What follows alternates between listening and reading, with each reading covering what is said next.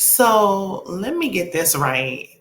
Are we going to be talking about the millimeters all season? Because this is like the third episode in a row where I heard about the millimeters.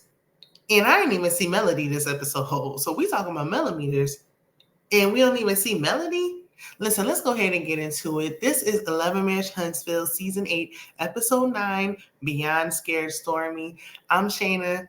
If you're new here and you enjoyed the video, be sure to like, subscribe to the channel. It's a growing channel. I definitely need the thumbs up. It's free, it's appreciated, and it will help push my video out into the algorithm so more people can see it, okay? So let's go ahead and get into the review. So we start off with Stormi.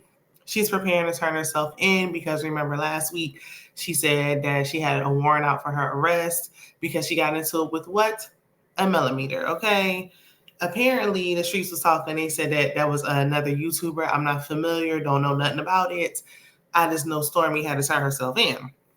Now I'm thinking, okay, she probably gonna sit in a holding cell for like a couple of hours or so, and just wait to talk to the judge. So she ain't gonna be in there long. She gonna be fine. But she was like, if I'm gonna have a mugshot, I'm gonna do it, honey. I'm gonna get my hair done, makeup done, everything did. I heard that. Okay. So Courtney's mom shows up, and I had to rewind it back because I didn't know. I thought that was Courtney's younger sister. I had no clue. I know we saw the mama before, and I said she looked good, but she looks even better now. Like, that's Courtney's mom. Okay, then, heard that.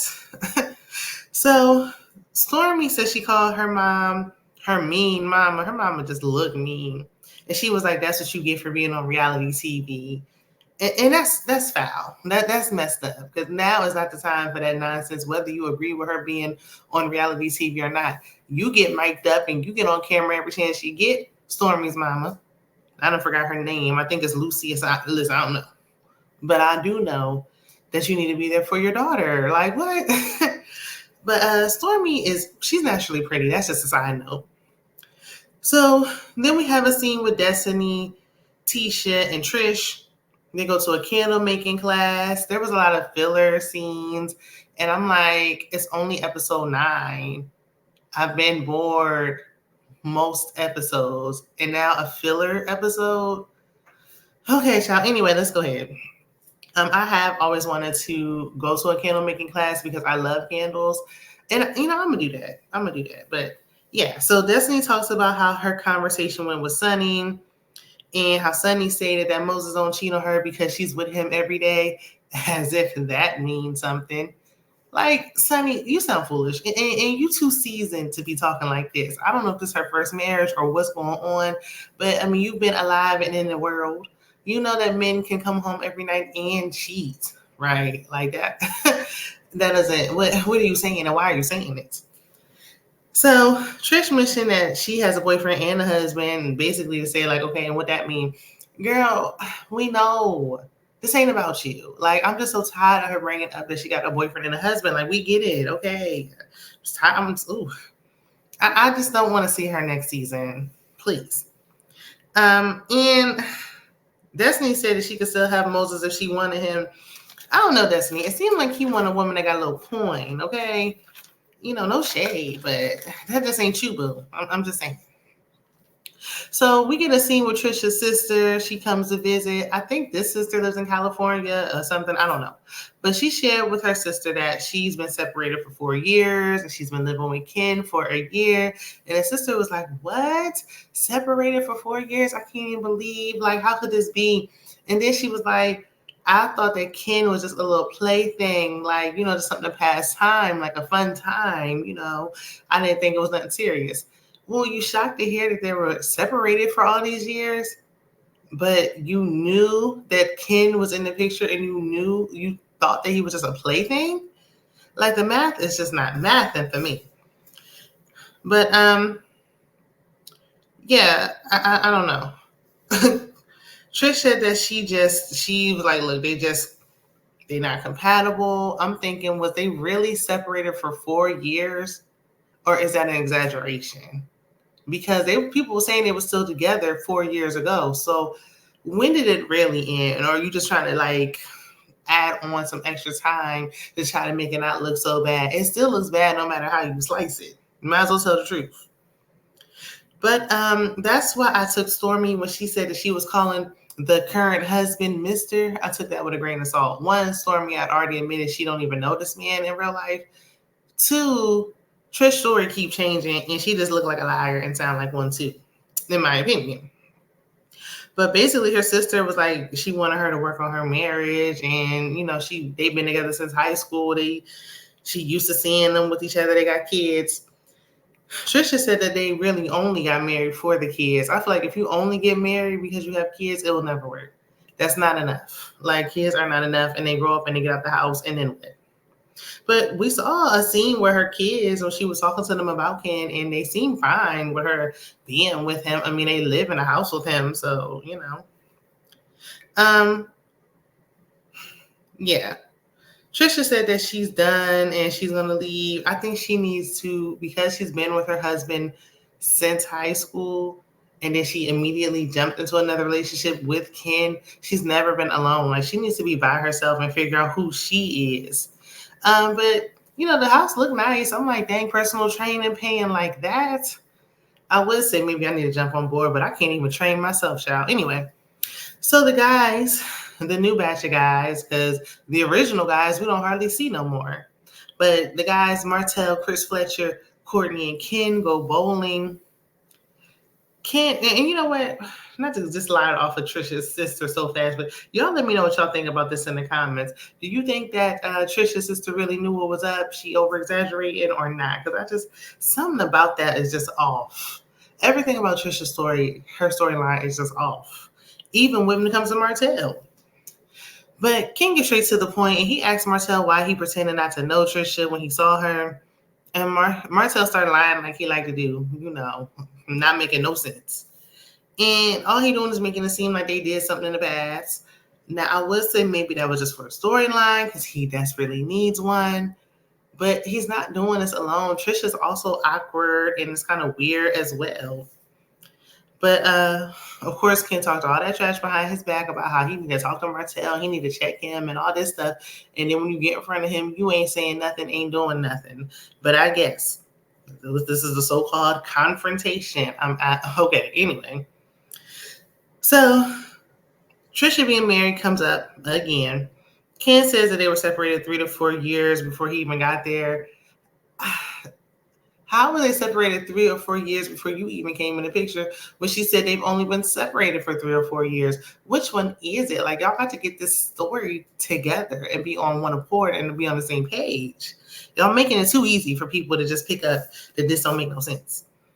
But okay, she's been separated, so she says, when are the papers going to be filed? Like, it's getting ridiculous. Ken said if this doesn't work, he'll be a male gigolo. He not waiting on her forever. You already been waiting for a while, if you ask me. Go ahead and just be a male gigolo at this point because it ain't going to work out. But you know what? If you want to stay, play stay. But I think he's going to end up going. He said he wasn't a marrying type before her. She was the one that changed his mind. And I know that if this don't work out, he most definitely is going to return to being a player from the Himalayas. So Martell once again said that he wants to get married as well. And he always says he wants to be married again. And that's because he brings nothing to the table alone. Like, him by himself ain't holding no weight or nothing. Like, that's why he got upset when Melody wanted to drop his last name, because his last name with just him alone means nothing. Nothing at all. That wine, all this other stuff you're trying to do, it just ain't doing nothing. And even if he does remarry, I feel like he'll always be comparing the next woman to Melody. Like, those are big shoes to fill. Like, the fact that Melody really had us thinking season 1 that they was a power couple, when really it was just her being a one-woman show, is crazy. So Stormi sits down with her mom, and she tells her that the lack of support really, hurt her when she got arrested. Really, we spent most of the episode talking about Stormi and this arrest, and she admitted that she was only in there for 15 minutes. Like, like, this is just not even going to be anything. I don't know why we're spending so much time on it. I guess there's nothing else going on. So Stormi's mom used this as an opportunity to give you, a little "I told you so," have an "I told you so" moment. And then she said again, had she not been on reality TV, none of this would have happened. And she also said this ain't the first time Stormi's been arrested. But we know Stormi she told us last season she got arrested when she was 18. She's in her 30s now. Like, so you think it's appropriate to throw that in my face right now? Like at a time like this? What? So, but I will say moms are human. Well, I would like to empathize with her mom. Her mom is very like mean, so nasty, so rude. But I mean, moms are human. That moms will disappoint you just like anybody else can. I mean, my mom has done it plenty of times, child. I'm sure I probably not intentionally, maybe unknowingly have done it or may do it to my children in the future. I don't know because we're not perfect. But it's like when Stormi brought it to her attention, she was just like, oh, well, like, that's how I am. Like, I said what I said. Like, she's not even trying to change it or do nothing about it or see her point of view or nothing. And that's the problem. So, Stormi, no, Mama was like, look, she started talking about the millimeters, but she was like being vague about it. And Stormi was like, who are you talking about? Like, make it plain. Like, you keep saying this person. Like, who are you talking about? So then Mama was like, talking about Melody. And I'm like, in the millimeters. The millimeters need to get a check for their likeness. If you know, you know. Listen, because they being talked about so much, they need to get paid for all this conversation around them, even when Melody's not even on the episode. We ain't seen Melody since the beginning of last week's episode. If the millimeters are getting a check, then listen, I'm now a millimeter too, okay? But Stormi's mom said that Mel can basically tell her fans to calm down, like she don't say nothing when they be acting up. I do agree with both. I can see both sides. Like Melody is right. She can't tell these grown adults what to do and what not to do, but she can say something. Like she can't tell them what to do, but I'm sure she was like, listen, y'all doing too much, like y'all doing the most. Chill, calm down, or I really don't agree with, what some of y'all are doing, they probably would stop. Or, even if they didn't, at least she can let it be known, like, listen, I'm not in support of this. She's not saying anything and just like, oh, well, what you want me to do? I can't tell people what to do. So I see both sides. Bottom line is Mama should have been there. The Stormi was going off on a tangent about how this wasn't the first time she wasn't there for her. Like that one time at her wedding when she was late. And it's like, are we gonna hold on to this forever? Really? I know sometimes like something can trigger you and then you start thinking about everything, but the Mama should have been there. It took everything in her to apologize, but finally she did. They did have a little conversation before this about finding a surrogate. I wonder if they ever did because we didn't hear nothing else about it as of yet. But I'm sorry if this was a lackluster review. I do apologize. It's just the season been lackluster. That's why the ratings are going down, down, down. But we gonna rock out anyway. So y'all let me know if I forgot anything. Drop it down in the comments. I'll be happy to talk about it. And I will see you in the next one. Bye.